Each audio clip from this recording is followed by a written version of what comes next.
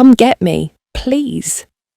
Her voice cracked on the last word, mascara-stained tears dripping onto the bridesmaid dress she'd spent $400 on, the elegant, slim-fitting one her mother had insisted on, knowing damn well Zara would struggle to find it in her size. Mjun's voice came through the phone like dark velvet and cold steel. I'm on my way. Stay where you are. Hey, friends. To understand how Zara Williams ended up crying in a parking lot while her sister's wedding reception continued without her, we need to go back to a family that didn't love her and a man who loved her like breathing. Stick around to find out. 8 months earlier, Zara had been directing her catering team in the kitchen of an upscale restaurant in Koreatown, Manhattan. The space was sleek, expensive, and filled with men who looked like they'd never touched a dish in their lives but watched everything with predatory awareness. More cinnamon, Zara said, tasting a sample her sous chef handed her. She frowned, professional despite the obvious tension in the room. And somebody tell me why this ganache split. We don't serve broken chocolate in my kitchen. Her team scrambled. Zara moved through them like a conductor, fixing problems, tasting, adjusting.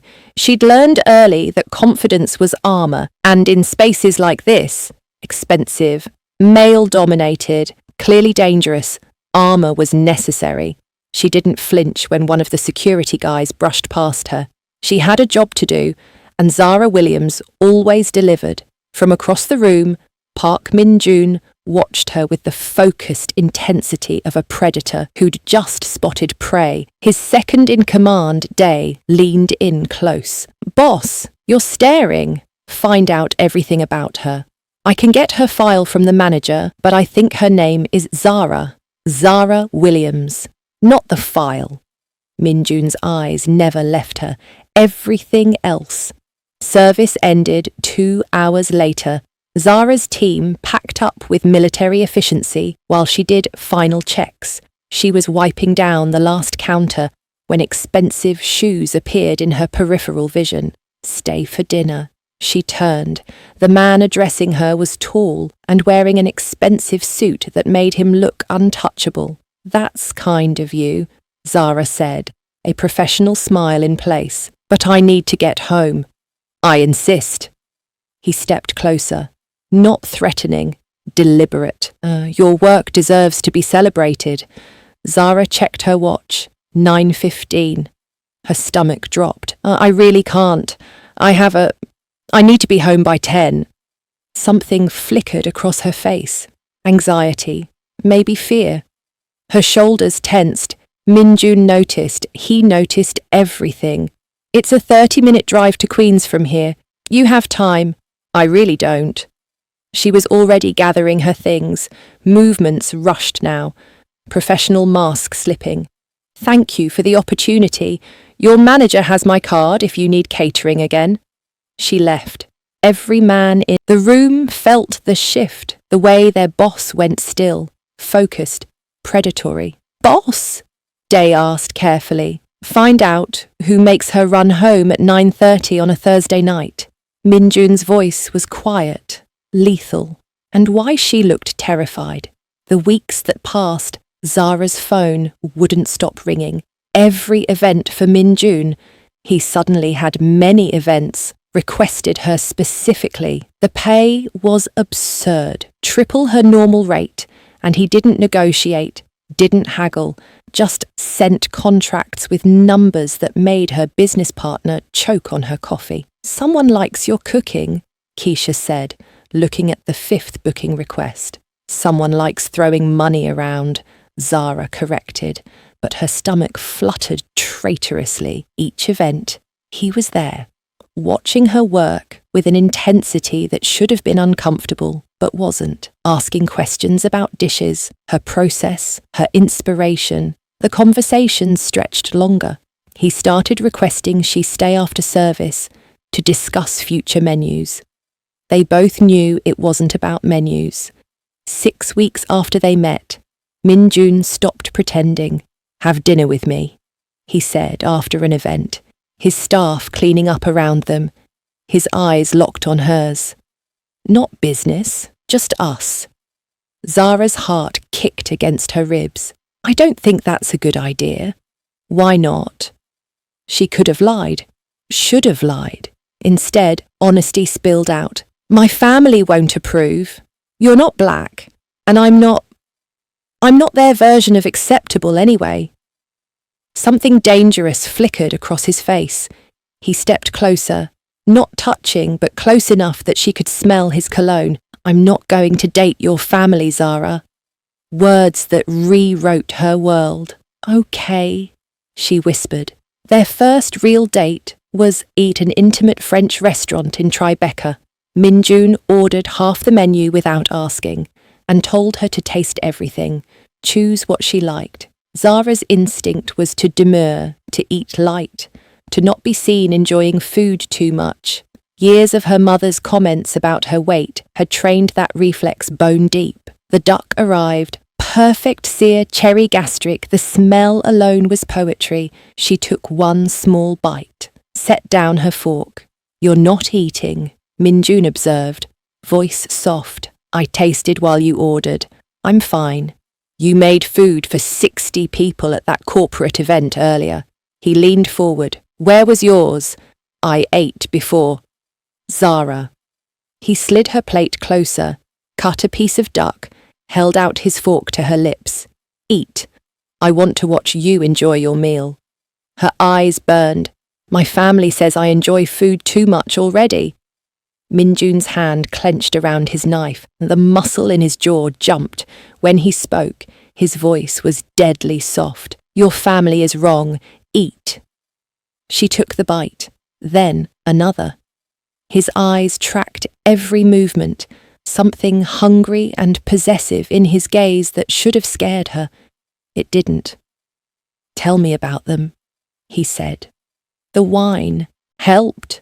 So did the way he listened, like every word mattered. She told him about her mother, Patricia Williams, former pageant queen who'd never forgiven Zara for being born curvy, about her father, James Williams, the surgeon who funded everything but felt nothing, about Naomi, the golden child, and Kennedy, the accomplished one, and Zara, the disappointment who played with food instead of getting a real career. What do you mean rent? Mjun interrupted as she spoke about her family. For the guest house. It's fair. I'm 26. Nothing about this is fair. His fingers drummed once against the table. You're their daughter. I'm the embarrassment. The words tasted bitter. Wrong size, wrong career, wrong everything. His hand covered hers, warm and solid. You're extraordinary. If they can't see that, they're not just blind. They're stupid. Something cracked open in her chest. The relationship grew in secret.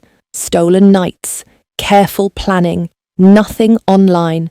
Mjun learned the depth of her family's cruelty in increments that made his rage build like a tide. The weight comments masked as concern, the comparisons to her sisters, the way they charged her for everything, rent, utilities, even parking at family events, while Naomi and Kennedy lived rent-free in family properties. He learned she'd paid for culinary school herself, that she sent her mother flowers every week and got criticised for the arrangement, that she made every family birthday cake for free and still got called selfish. Each revelation made his jaw tighter, his plans more detailed. 2 months in, Naomi announced her engagement to Brandon Edwards, prominent civil rights attorney. The wedding would be in 6 months, lavish, perfect, everything Patricia Williams had dreamed of. I have to help, Zara told Mjun, curled against him in his penthouse overlooking the city. She's my sister. What did they ask you to do? Make the cake. His arms tightened around her. For free. It's complicated. It's not. His voice was gentle but firm.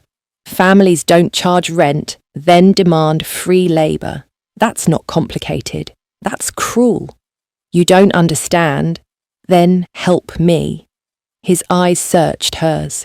Explain why you break your back for people who break your heart. The dam broke. Ugly crying.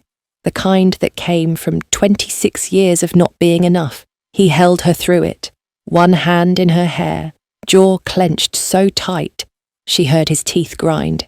I just want them to love me, she whispered against his chest. They should. He pressed his lips to her forehead and she felt him inhale slowly, controlling something. But while they figure that out, let me. The months that followed were split down the middle, days filled with wedding chaos, Naomi's demands, Patricia's criticisms, endless fittings for a bridesmaid dress designed to humiliate. Nights belonged to Mjun, who ordered her favourite foods and watched her eat like it was entertainment, who touched her curves like worship, who rebuilt her every time they tore her down.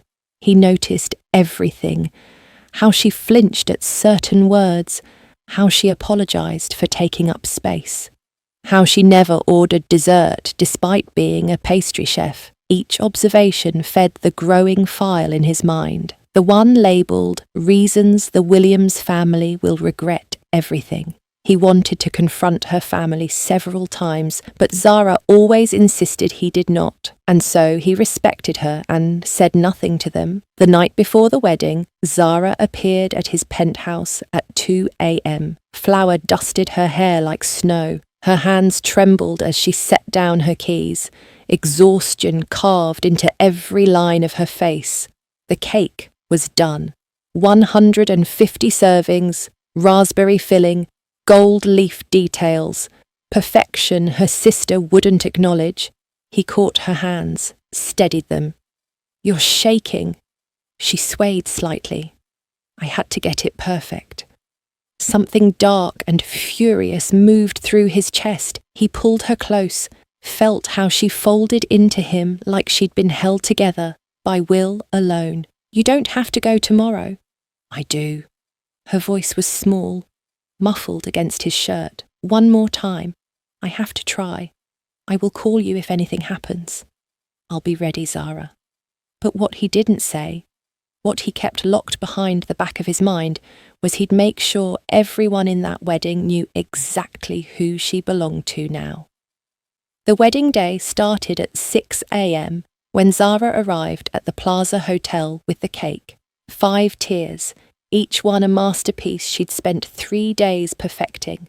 The gold leaf caught the early light as she and her assistant carefully positioned it on the display table. Is that the best you could do with the gold leaf? Her mum appeared behind her already in her mother of the bride dress. It looks a bit sparse. Zara's hand stilled on the cake plate. She'd used an entire book of 24-carat gold leaf. It's exactly what Naomi requested. She circled the table like a shark. Well, I suppose it'll have to do. Tons of hours awake, hands cramping from piping work, burns from the caramel, and that's what she got. It'll have to do. Mum. Naomi swept in, hair already in rollers, makeup team trailing behind her. She barely glanced at the cake. We need you for photos, the getting ready shots. Of course, darling. Patricia kissed Naomi's cheek, warm in a way she'd never been with Zara. You look beautiful already. They left. Neither looked back. Zara stood alone with her masterpiece, the one no one had actually looked at. Her phone buzzed. Mjun. How's it going? She stared at the message, couldn't find words that wouldn't sound pathetic. 3 hours later, Zara struggled with the bridesmaid dress in a bathroom too small for the amount of fabric Patricia had insisted on. Lavender tulle, boned. Bodice, designed for someone 8 sizes smaller.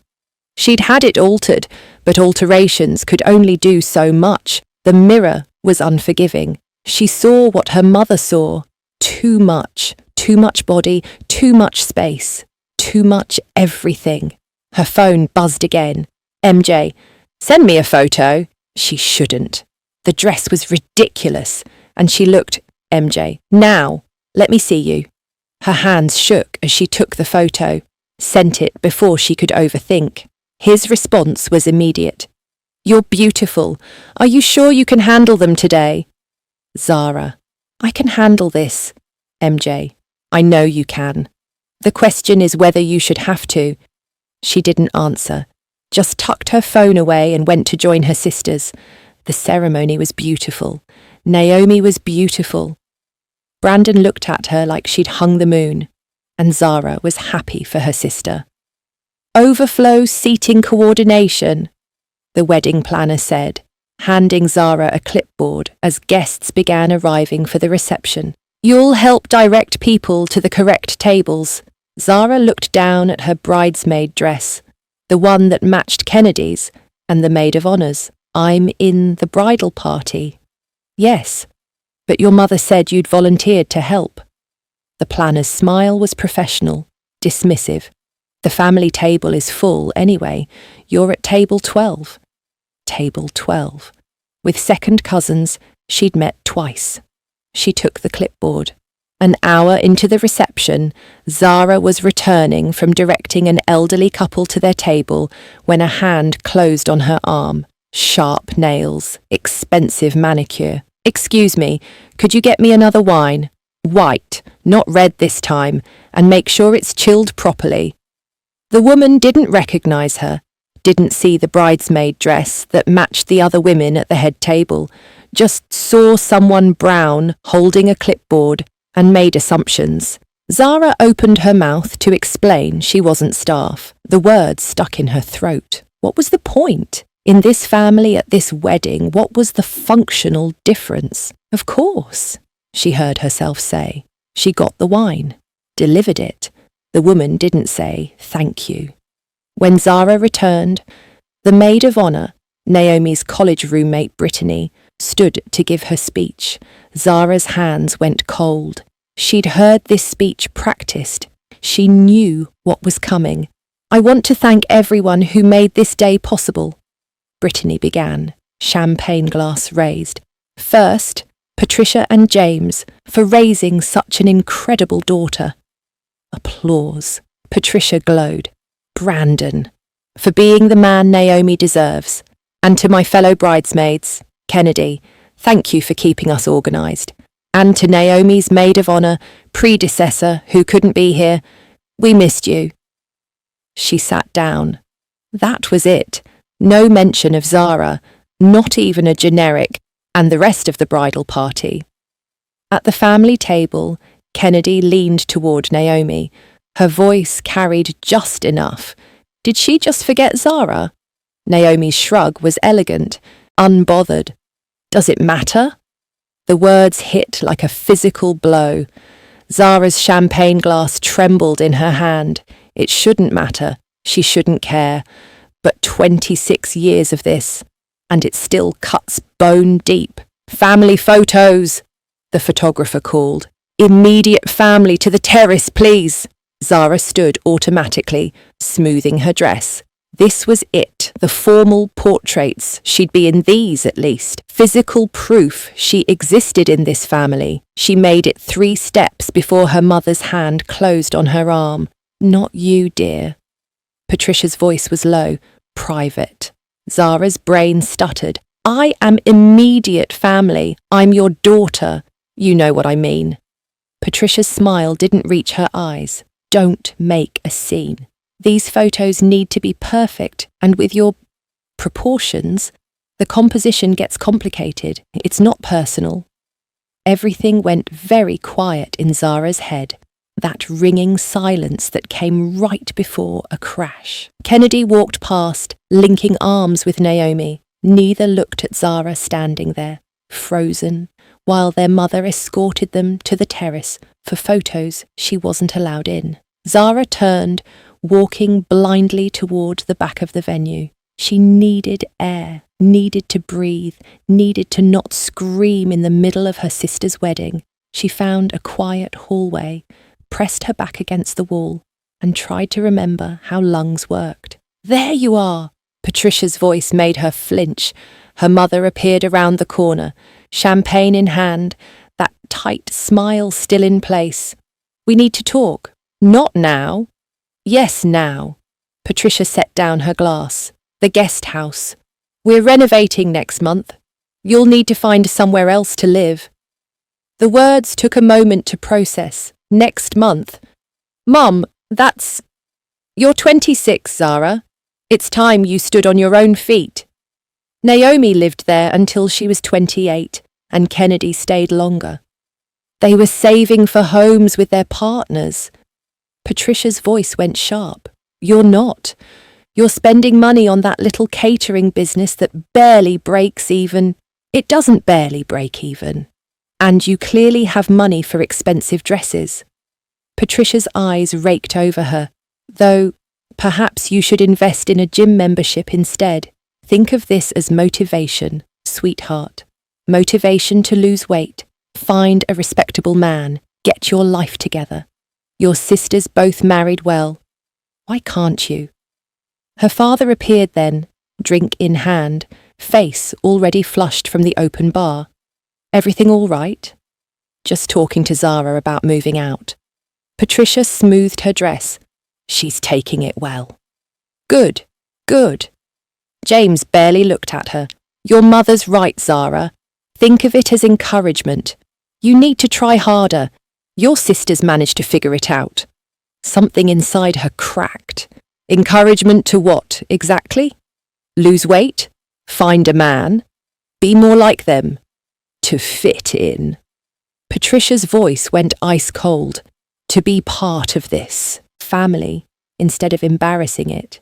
Is that really so much to ask? Zara stared at her mother, at her father, at two people who should have loved her unconditionally, and instead gave her conditions she'd never meet. She pushed past them, through the service corridor, out the back entrance, into the parking lot, where the evening air hit her like a wall. Music drifted from inside, laughter, celebration. Her sister's wedding, the one she'd spent $3,000 on, deprived herself of sleep. Her hands shook as she pulled out her phone, stared at Mjun's contact photo, him smiling at her across a table, caught in a moment when he didn't know she was taking the picture, looking at her like she was everything. She pressed call. It rang once. Zara, his voice came through immediately, concerned, alert. Are you all right? Come, get me. Her voice broke on the words. Please, I can't do this anymore. I need you. A pause, then his voice, dark and certain. I'm on my way. She was crying now, mascara running hot and black down her face. The line stayed open. Her voice cracked. I'm not immediate family. They took photos without me. My mum's kicking me out. And Naomi, Kennedy, they just watched. They don't care. They've never cared. His exhale was controlled fury. I'll be there in a sec. She sat on a curb in her ruined dress, counting down the minutes until he arrived. Inside, the wedding continued. Music, laughter, celebration. She was outside it all, literally and figuratively. Then she heard it. Multiple engines, expensive ones, the kind that announced themselves. Headlights cut through the evening dimness, and 3 black vehicles pulled into the parking lot with predatory precision. The lead car was a Bentley, his Bentley. Zara looked up, vision blurred with tears. He came. Wait! Before we continue, let me ask you something. Zara just made the call. She asked to be rescued from her own family's wedding. Have you ever given everything to people who gave you nothing back? If Zara's pain is hitting too close to home right now, go ahead and hit that like button. It tells me these stories matter, that you need to see women like Zara, curvy, dark-skinned, told she's too much, finally get chosen by someone who thinks she's everything. Do you think Zara waited too long to leave? Should she have walked away from her family years ago? Or was she right to keep trying? And if you haven't subscribed yet, what are you waiting for? Smash that subscribe button right now. So you never miss a moment of these Afro-Korean romance stories where cultures collide and love doesn't. Follow the rules. Now let's see what happens when Park Mjun pulls up to a wedding that excluded his woman. The car doors opened with synchronized precision. Mjun stepped out first, moving like violence wrapped in a three-piece suit. Behind him, Day and 6 crew members emerged, guns visible under tailored jackets, not even pretending to hide them. Wedding guests froze. Conversations died mid-sentence. Minjun's eyes found her immediately, locked on everything else. The crowd, the venue, the staring guests ceased to exist. He moved toward her and people scrambled out of his path like he was radioactive. Someone whispered, "Who the hell is that?" Nobody answered. When he reached Zara, he stopped just inches from her, close enough that she had to tilt her head back to meet his eyes. The careful distance he'd maintained shattered. His hands came up, cupping her face, the thumbs rough as they wiped away mascara-stained tears. "I'm here, baby." His voice was low, lethal. Zara reached for him, grabbing fistfuls of his shirt, and he pulled her up and into his chest in one smooth motion. His jacket went around her shoulders. Then he turned toward the crowd that had spilled out of the venue, his body a shield between her and everyone watching. His eyes scanned the faces, hunting. "Which ones?" "All of them," she whispered against his chest. His jaw went tight. The muscle jumped. "Then watch!" Patricia pushed through the crowd, society smile already in place, damage control mode activated. "Zara, what is this? Who are—" "Park Mjun." He cut her off like she was nothing. "The man who's about to explain what happens when you mistreat what's mine." His voice wasn't loud. It didn't need to be. It was the kind of quiet that made survival instinct scream. Patricia's smile faltered, but held. "I'm her mother, and I don't appreciate—" Mjun stepped forward. Patricia stepped back. "You charge your daughter rent." Not a question, a statement, an accusation. "Is that what mothers do? Now see here, young man." James appeared, doctor voice, used to being obeyed. Mjun rounded on him. "No, you listen to me." Another step forward. James didn't retreat, but his hand tightened on his drink. "You're a surgeon, right?" He moved closer. Predatory. "You stood by while your wife spent 26 years performing psychological surgery on your daughter with no anesthesia. So don't talk to me about what's appropriate." Kennedy tried next, voice shaking slightly. "This is wildly inappropriate." Minjun's eyes cut to her. Dead. Cold. "You're the sister who asked if it mattered when your sister got excluded from a speech at your family's wedding, where she made the cake for free." Kennedy went white. Several guests shifted uncomfortably. They'd heard that comment too. "This is my wedding." Naomi's voice cracked through the parking lot as she appeared. "How dare you?" "Your wedding." Mjun turned slowly, and something about the deliberate movement made people back up. "Let's talk about your wedding. Your sister's seat assignment. Table 12. With second cousins she's met twice, while you put your friends at the family table." His smile was terrifying. "And then, my favourite part, you excluded her from family photos. Your sister. Because according to your mother, her proportions would ruin the composition." The silence was suffocating. Patricia tried again, voice desperate now. "This is a private family." "Nothing about this is private anymore." Minjun's voice cracked like a whip. He turned to address the crowd, and the way he commanded the space, this parking lot, these people, this moment, was absolute. "How many of you saw Zara Williams parking cars tonight? Directing guests to tables, getting wine for people who thought she was a staff?" Several people wouldn't meet his eyes. Uncomfortable shifting rippled through the crowd. Mjun turned back to the family. "She's a pastry chef. A damn good one, but you treat her like she's playing with easy-bake ovens. Patricia, one of her friends hissed. That's Park Mjun, the Park family. Yes. Mjun heard it, smiled. The Park family. Let me be very clear about what that means. He moved toward Patricia again. His crew shifted forward automatically, a coordinated threat. Patricia's face drained of colour. Your husband's hospital. I know 3 board members personally. Your daughter Kennedy's practice. I'm friends with the building owner. He paused. Let that sink in. I'm telling you this so you understand. Zara isn't your disappointing daughter anymore. She's under my protection. And I protect what's mine very, very thoroughly. We love our daughter, James started. You don't know anything about love. The explosion of rage in Mjun's voice made several people jump. Zara flinched. First time she'd seen him like this. Fury barely leashed, dangerous in ways that had nothing to do with the guns his crew carried. If you loved her, you would have noticed she stopped eating around you, that she apologizes for existing, that she flinches when someone mentions her body. The words landed like bullets.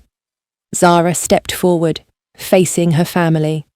Her voice shook but held. He's right. About all of it. But I need to say this myself.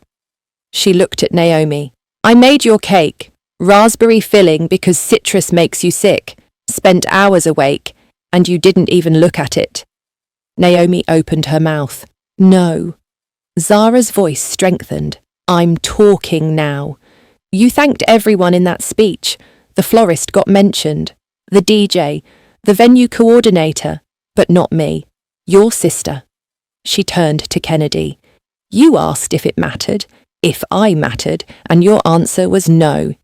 Finally, her parents. You said I needed motivation. Her voice cracked. Motivation to be someone I'm not. Someone lighter, thinner, quieter, smaller. Tears ran freely now. I spent 26 years trying to fit into a family that was never going to make room for me. I'm done trying. Mjun's hand found her back, steady, grounding. Are we done here? She nodded. Day. Mjun didn't look away from the family. Get everything from the guest house tonight. I don't want her going back there. He turned to his crew. Anyone tries to contact her, I want to know immediately. Anyone shows up at her business handle. His eyes cut back to Patricia. Phones were out everywhere now. Filming. Recording. This moment spreading in real time. He turned to Zara and his voice went soft again. Tender. Let's go home. His hand guided her toward the Bentley, his body between her and everyone watching. He opened the door himself, helped her in like she was made of glass and gold. Before getting in, he turned back one final time. Mrs. Williams, Dr. Williams. He stepped forward. His crew moved with him like synchronized shadows. I'm going to say this once. His voice dropped to that lethal quiet again. If you try to contact her, guilt her, manipulate her, I will make it my personal mission to dismantle everything you've built, your reputation, your social standing, your careers. The smile that crossed his face was death smiling, and unlike you, I don't bluff. He slid into the car. The door closed, the convoy pulled away, leaving wedding guests and one destroyed family standing in a parking lot, watching the youngest Williams' daughter disappear with a man who'd just declared war on anyone who hurt her. Inside the Bentley, Zara collapsed against Mjun's chest, crying so hard she couldn't breathe. He held her tight, jaw clenched, still vibrating with barely controlled rage. I should have come sooner, should have pulled you out months ago. I wasn't ready, she whispered. The Bentley's interior was quiet except for the low hum of the engine and Zara's ragged breathing as she pressed her face into Mjun's chest, crying silently, body shaking with exhaustion and relief and fear all tangled together. His hand moved through her hair in steady strokes. The other stayed on his phone, thumb flying across the screen. Orders today, instructions to his crew. Did I do the right thing? Her voice was small, broken. You did the only thing. His lips pressed against her hair.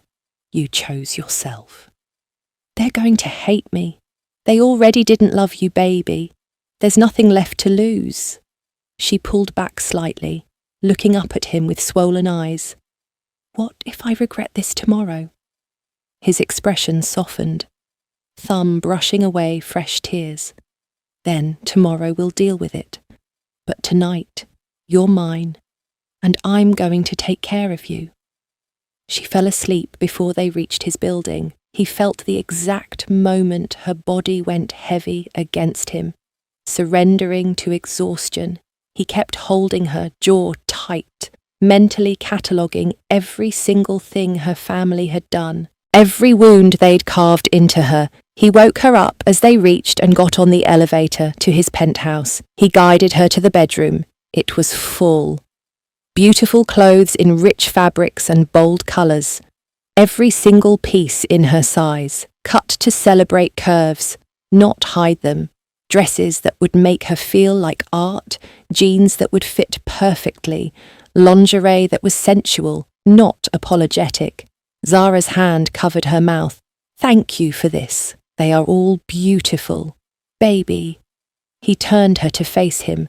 I'd burn down the city for you. She broke down again, and he held her through it. All the tears she'd been holding back for years, all the grief for a family that never deserved her, all the fear of the unknown she'd just chosen. Later, after she'd showered, after he'd given her one of his shirts to sleep in, after she'd finally stopped crying, they sat on the couch, his arms around her, city lights painting patterns across the floor. She talked about everything. Years of small cruelties she'd normalised, the comments about her body disguised as health concerns, the way they'd excluded her from conversations about family business because she was too sensitive. How they'd belittled her career while bragging about Kennedy's medical practice and Naomi's upcoming marriage to a lawyer. Mjun listened, his jaw tightened occasionally, but he let her speak. Let her unpack it all. What if they were right? She whispered finally. What if I am too much? His hands framed her face, forcing her to look at him. You are too much, too beautiful, too talented, too good for them. His thumb traced her bottom lip. And exactly enough for me. Mjun, I don't want you to be smaller, quieter, different. I want you exactly like this. His voice was firm, final. They don't get to define you anymore. I do, and my definition is perfect. He kissed her then, deep and claiming and reassuring all at once. Morning came with sunlight streaming through the windows. Zara woke with a hunger she couldn't describe. The smell of food drew her to the kitchen. Mjun stood at the stove, dress shirt rolled to his elbows, preparing breakfast. Korean style, banchan, in small dishes, rice, soup, grilled fish. You are awake. Come have breakfast. He pulled out a chair. She sat. He served her, watched with satisfaction as she took the first bite, then another. His phone buzzed. He glanced at it. Day cleared the guest house. Everything's in storage whenever you want it. Another buzz. His expression darkened. What? Social media. He turned the phone toward her. The wedding hashtag is trending. Videos everywhere. The confrontation. His crew. Her family's faces. Comments dissecting every moment. Zara's anxiety spiked. Everyone's going to think I'm... Let them think. He took the phone back. The only opinion that matters is yours and mine, and I think you were magnificent. Her own phone started ringing. Her mum, then Kennedy. She stared at it, frozen. You don't have to answer, Mjun said quietly. Not today. A text from Kennedy appeared. We need to talk. You embarrassed the whole family. Zara laughed, bitter and broken. I embarrassed them. Another text, this time from Naomi. You ruined my wedding. I hope you're happy. Mjun read over her shoulder. His expression went dark and dangerous. He took her phone, typed quickly, This is Park Mjun. Any further contact will be considered harassment. Communicate through my attorney if necessary. Sent it. Then blocked all their numbers. You can't just... Zara started. I can. And I did. He set the phone down. They don't get access to you anymore. But you can unblock them later if you want. His hand covered hers. But not today. Today, you heal. 3 days passed. Zara stayed in the penthouse, processing everything. Mjun worked from home, always nearby, always watching to make sure she was okay. Day reported that Patricia had tried to show up at Zara's catering business. Security had turned her away. Kennedy had attempted to contact Zara's business partner, Keisha. Mjun's lawyer had sent a cease and desist. On the third evening, Mjun found her in the kitchen, staring at nothing. Get dressed, he said. We're going out. I don't think. You've been inside for 3 days. His voice was gentle but firm. Walk with me. 20 minutes later, they were walking through Koreatown, his hand secured around hers. Night vendors calling out specials, neon signs painting the sidewalks in colour, life happening around them. They passed his restaurant, the one where they'd had their first date. Zara stopped, looking at it. That's where it started, she said softly. No? Mjun turned her to face him. That's where I found what I was looking for. They kept walking, past shops and restaurants and people living their lives. She felt anonymous here, safe. Just another couple walking through the city. Do you think they'll ever understand? She asked. I don't care if they do. His hand tightened on hers. Do you? Long pause. Then, no, I don't. They stopped at a newsstand. Magazine covers on display, society publications, food magazines. One caught her eye. Feature headline, Rising Star, Pastry Chef. Zara Williams takes Manhattan by storm. Her photo on the cover. Professional, confident, glowing. Taken in a kitchen. His kitchen, she realised. When did you... She turned to him. Last week, before the wedding. He pulled her close. I knew you'd need to see it, to remember who you really are. Her eyes burned. You planned all of this. I told you, I've been preparing. He smiled slightly. I just needed you to be ready to leave. Thank you, she whispered, for coming to get me. He stopped walking. Both hands framed her face, thumbs stroking her cheeks. The sounds of Koreatown faded, the lights blurred. Nothing existed except him and her and this moment, always. His voice was low, absolute. Every time you call, I will come to you.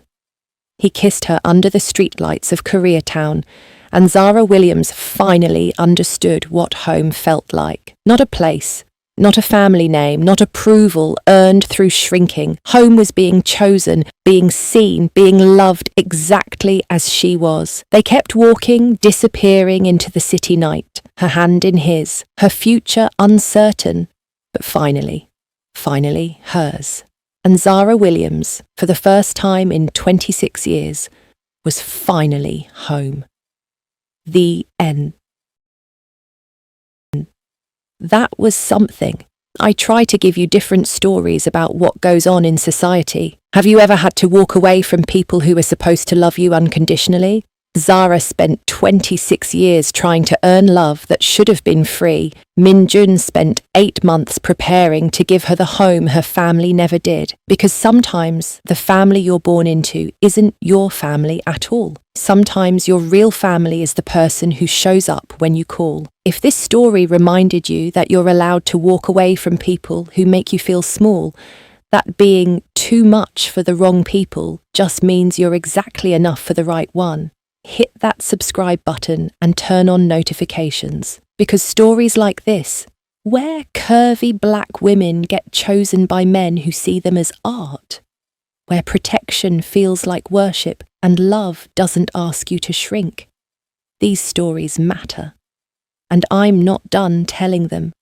Drop a comment and tell me, would you have called? Or would you have stayed and kept trying to earn love that was never going to come? Let's talk about it.